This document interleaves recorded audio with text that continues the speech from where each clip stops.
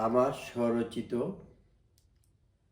জগৎ কল্যাণ প্রার্থনা গ্রন্থের ভূমিকাটুকু আমি পাঠ করিতেছি।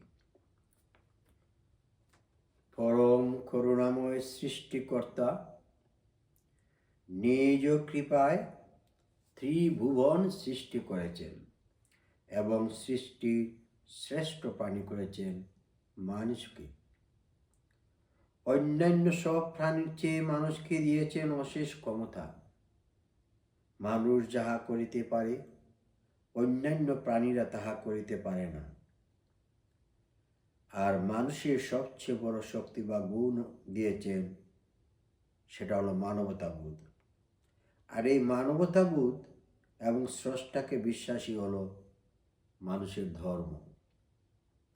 এই মানবতাবোধ এবং স্রষ্টাকে বিশ্বাস যার হৃদয়ে যতটুকু আছে তাকে আমরা ততটুকু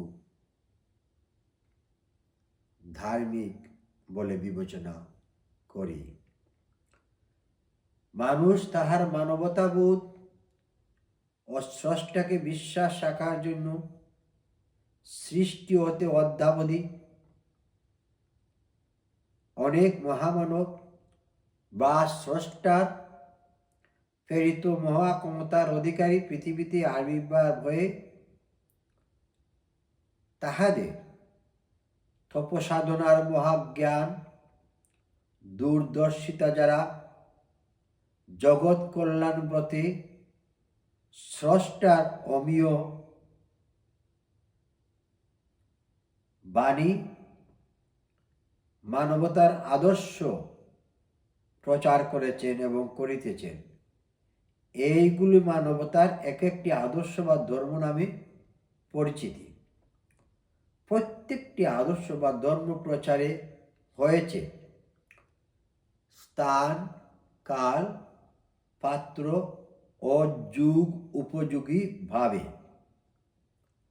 হাজার হাজার বৎসর পূর্বে যখন যাহা মানুষ ধর্মীয় আচার হিসাবে পালন করত